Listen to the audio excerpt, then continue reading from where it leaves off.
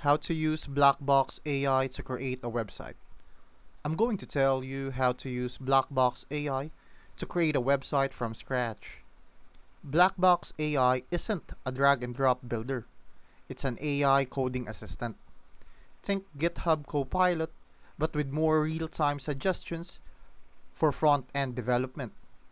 Step 1. Go to blackbox.ai, log in, and open the code editor interface. You can use the browser extension in VS Code. Now, type a natural prompt like create a responsive homepage with a nav bar, hero section, and contact for using HTML, CSS, and JavaScript. Blackbox will generate the code instantly. You can copy paste sections, tweak them, or ask for changes like make the navbar sticky or add a dark mode toggle. To preview your site, use tools like CodePen, Replete, or your local IDE.